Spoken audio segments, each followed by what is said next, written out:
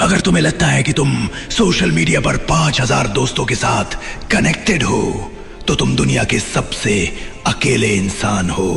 पहले लोग दिल से मिलते थे, आज सिर्फ व्हाट्सएप पर इमोजी भेजकर औपचारिकता पूरी करते हैं। शादियों के कार्ड अब घर लेकर नहीं पीडीएफ बनाकर भेजे जाते हैं, जैसे कोई न्योता नहीं स्पैम मेल हो। आज अपरिचित तुम्हें दिखाएगा कि कैसे एक 6 इंच की स्क्रीन ने तुम्हारी शादी, तुम्हारा परिवार और तुम्हारी इंसानियत का गला घोट दिया है। शादियों का कबाड़ खाना, सेकंड ऑप्शन का लालच। पहले शादियां आखिरी सांस तक चलती थीं, आज महीने भर में टूट रही हैं। फेसबुक और इंस्टाग्राम ने तुम्हें ऑप्शन का लालच दिया है। पत्नी बगल में सोई है और पति डेटिंग एप्स पर दूसरा ऑप्शन ढूंढ रहा है। नतीजा वफादारी खत्म, धोखा चरम पर। अब शादियां पवित्र बंधन नहीं, सिर्फ एक स्टेटस अपडेट बनकर रह गई हैं। इंडिया टुडे हिंदुस्तान टाइम्स के मुताबिक भारत में तलाक के केसेस में 40% की बढ़ोतरी हुई है, जिसका मुख्य कारण सोशल मीडिया बेवफाई, डिजिटल इनफिडेलिटी है। क्राइम रिकॉर्ड, प्यार, धोखा और murder. Case studies. Case 1, Instagram reel और पति का मर्डर। बिहार के बेगूसराय में एक महिला ने अपने पति की हत्या सिर्फ इसलिए करवा दी क्योंकि वो उसे रील्स बनाने से रोकता था। केस 2, शादी के बाद भागती दुल्हन। राजस्थान और यूपी में ऐसे दर्जनों केसेस हैं जहां दुल्हन शादी के तीसरे दिन ही अपने सोशल मीडिया लवर के साथ घर के गहने लेकर फरार हो गई। जिस मोबाइल ने तुम्हें दुनिया से जोड़ना था, उसने तुम्हें अपने ही पार्टनर का कातिल बना दिया। क्या ये प्यार है या ये स्क्रीन का चढ़ा हुआ भूत है? मरे हुए जज्बात, व्हाट्सएप और टूटे परिवार।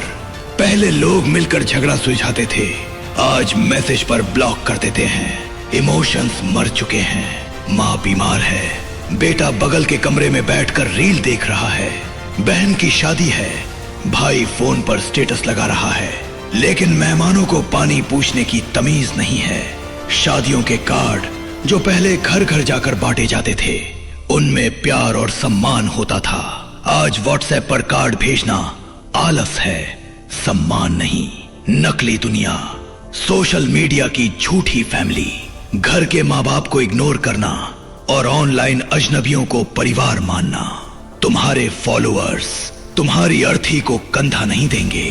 जब तुम डिप्रेशन में होते हो तब वो अनजान लोग काम नहीं आते, वो माँ बाप ही आते हैं जिन्हें तुम आज ओल्ड स्कूल कहकर इग्नोर कर रहे हो।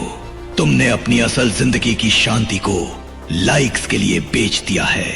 अगर तुम्हें लगता है कि तुम्हारा बच्चा फोन पर कार्टून देखकर शांत बैठा है तो तुम बहुत बड़े भ्रम में हो। तुम उसे शांत नहीं कर रहे, तुम उसकी ब्रेन केमिस्ट्री को धीरे धीरे खत्म कर रहे हो। 3 साल का बच्चा तब तक निवाला नहीं तोड़ता जब तक स्क्रीन पर कोको मिलन ना चले। क्या ये परवरिश है या ये तुम्हारी आलस का नतीजा है?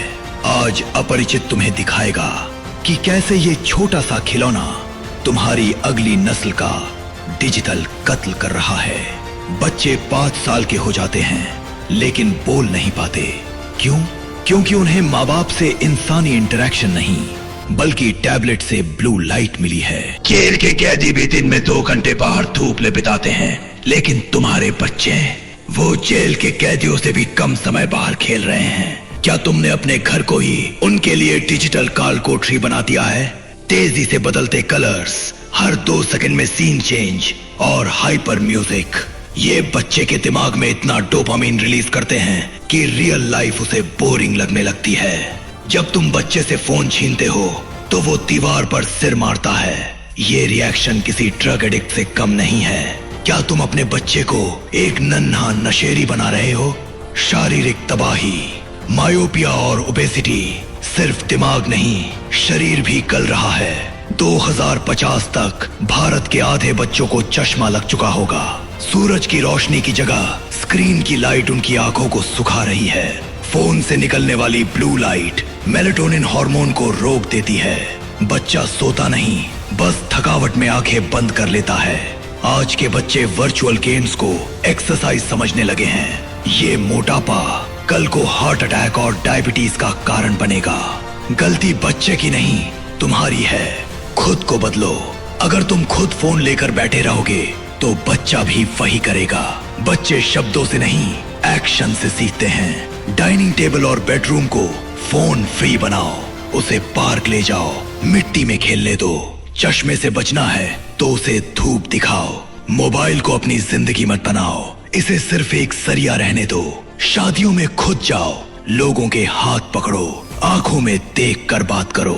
अपने पार्टनर को ऑप्शन नहीं, अपनी दुनिया समझो।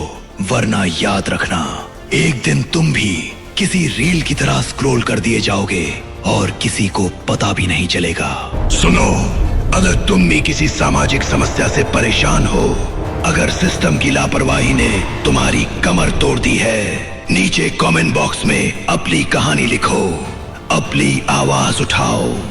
याद रखना, तुम अकेले नहीं हो, अपरिचित तुम्हारे साथ है। मैं देख रहा हूँ, मैं सब कुछ देख रहा हूँ। अन्याय करने वाला चाहे कितना भी बड़ा क्यों ना हो, अब इंसानियत का राज होगा। मैं किसी को नहीं छोड़ूंगा, हर उस हाथ को काटूंगा जो किसी गरीब का हक छीनने के लिए उठेगा। अगले प्रहार के लिए तैयार रहना। अगर तुम इस लड़ाई का हिस्सा बनना चाहते हो तो अभी अपरिचित रिटर्न को सब्सक्राइब करो और उस घंटी को दबाओ, क्योंकि ये सिर्फ एक चैनल नहीं, एक क्रांति है। जय हिंद।